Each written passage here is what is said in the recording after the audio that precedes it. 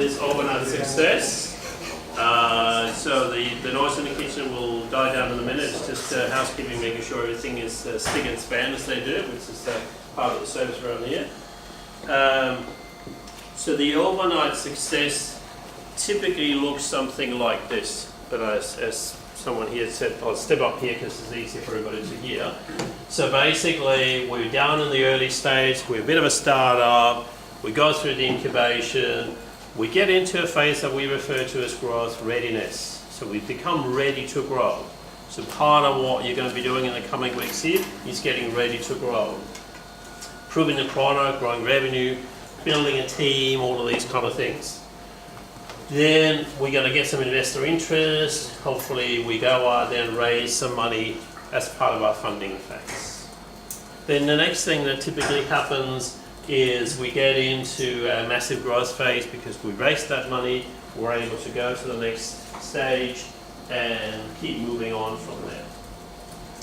And finally, 5, 6, 7, 8, 9, 10, whatever number of years down the track, we have an exit. Now, it's probably worth resting on why do we want to have an exit in the first place. If some of you might go, well, I don't want to sell my business, I love it so much, I never want to let it go. Well, just bear in mind that most of these investors that may want to invest in you, they do so with the hope of a return. Don't know if that makes sense for everybody. People put money into your business, they actually want to get something out of it, they just want to get their money back. That's not enough. They want a significant return. When we talk about significant return, we're not talking about 10% per annum because they can go to the bank or they can buy real estate for that. We're not talking about 20% per annum because they can do something in real estate with that too. We're talking about what, 2x, 3x, 4x, 5x. In other words, if they put $1 million in, they'd like to see they get $5 million out. Now, they're patient because they realize obviously they can't do that the day after, and it's rare you can do that in 3 years or even 4 years, but a few years down the track, they should be able to do that. And the only way you can generate that kind of return is when you actually sell the business. Very few businesses are able to generate so much profit that you can buy the investors out successfully. It can happen, it can work, but it's rare. And if you can build a business like that, come and see me after.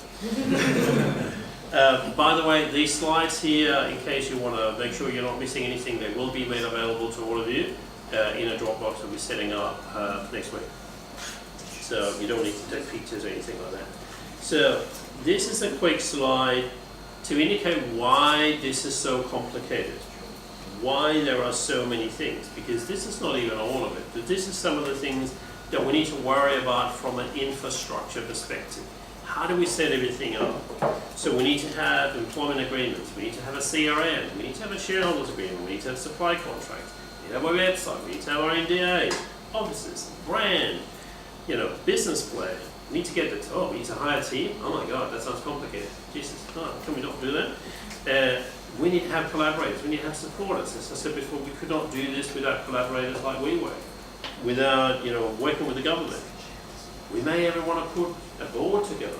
Why? Because they may know more than we do, so they can provide advice.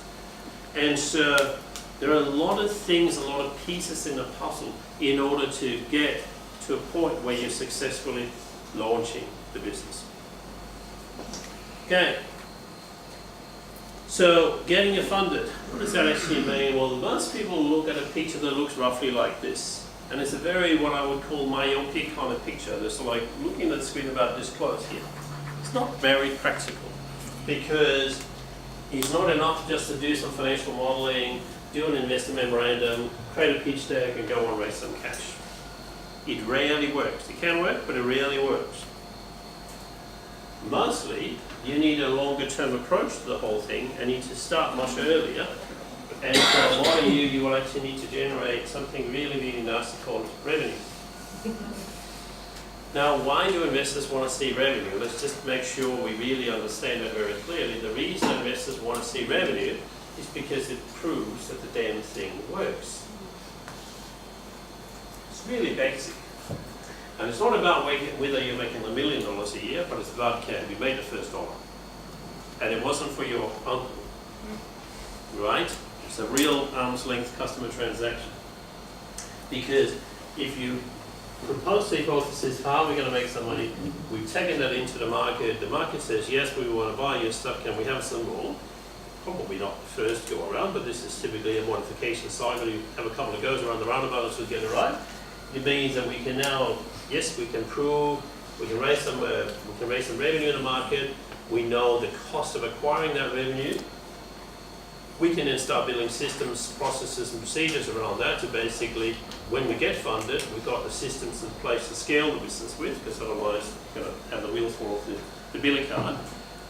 And then you go and raise money. Because the really big picture looks like this. Because this is a long journey. And the long journey is typically, even that you might have right now thinking, okay, I'm going to go and raise 100K or $500,000, or I see some of you say, I just need $25,000. I laugh every time I see that. It's like, no one's ever gotten anywhere with $25,000. I'm not trying to be rude to those of you that put that in, but it's like pissing in the wind. It's like, it's going to go like that. It's like, do you know what lawyers' fees are these days? It's like that, and it's gone.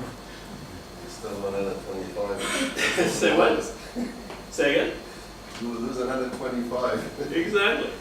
So the reality is that you might be gunning for this, but the reality is there might be another couple of races out there yet again. There might be another one yet after that. And you need to plan for that now. Because let's say that over here, friends and family, they want to support you and give away, say, 30 of your shares. You get to here and say, oh, it's really nice to give away another 30 of your shares. And you need to raise more money. You see where I'm going with this? It's just like, this is going to be, you end up with 6.82% by the time you have an exit, and you're going to go, well, that's not really what I spent 7 years of my life and almost killed myself for. So, this is about creating a revenue model, proving the revenue model. It's about these systems and structures that we just talked about. And the reason we want to have that is because that's what the investor sees as due diligence. They want to see that, oh, you thought about these things. Oh, that's a huge tick, mate. That's fantastic. Really well done. Right? You know, we want to see a board. Why? Because the board typically has a little bit more grey hair than most of us, maybe have no hair. And basically they can add some valuable insights that otherwise you may miss. And you're going to have a financial model that is built on truth. What? Built on truth? Nah, for God's sake, no. Can't do that. Now, the reason I have this slide here is that we are very fortunate. We get a couple of investment proposals probably in the email every week. Most of those investment proposals are built on, I don't know, fluffy clouds, pink unicorns, rainbows, something in between.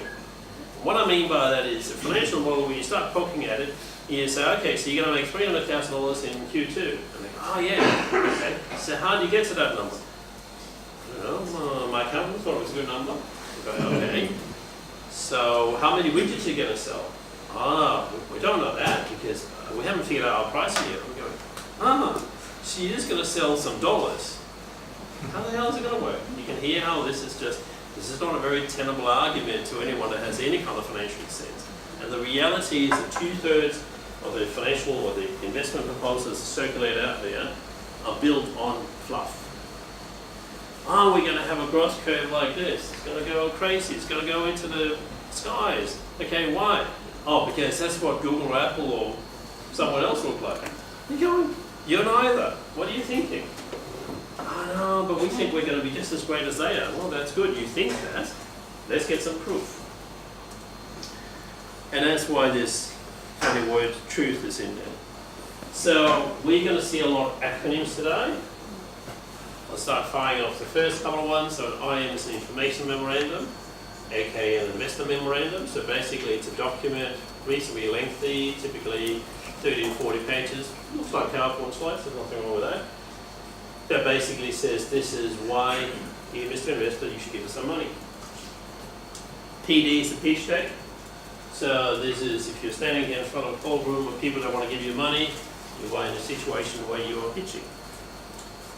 MP, that's me. I'm just kidding. 5 minutes. That's a marketing plan. So how do I make all this work? Well, it's actually really simple. We just got to create attraction. And you're all sitting there looking at a flower going, what the hell? This guy's completely off in the fairies already and we haven't even had morning tea yet. What's going on here? Well, the reality is that these days it's really, really, really hard to sell something to anybody. Give me a show of hands. So those of you that love to be sold to. Love to be sold to. Eh? Oh, come on. You all love to be sold to. You love to be sold to? Okay. 2 people in the room love to be sold to. The other 71 people here don't like to be sold to. And the problem is that most people out there don't like to be sold to. So if you go and sell them something and say, hey, have I got a great business for you? And it's amazing, you're going to make a lot of money, sir. And a free set of signals with that. They're going to go in, fuck off. If instead you look at it the other way, we build this amazing business, we've got 100,000 people that sign up for the first 3 months, we got, $20,000 a month revenue, we got the Prime Minister signed off on it, blah, blah, blah. They're going to go, how do I invest? You see that's attraction?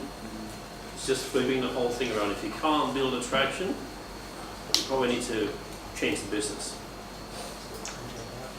Sorry? Yeah, but it's more than that. It's really about the core of the business proposition, the core of the ethos that is underneath it has to be attractive. I'm not talking about your physical appearance or anything like that, but you have to be presenting an attractive proposition to customers, to investors, to co-workers, to co-founders, to everybody.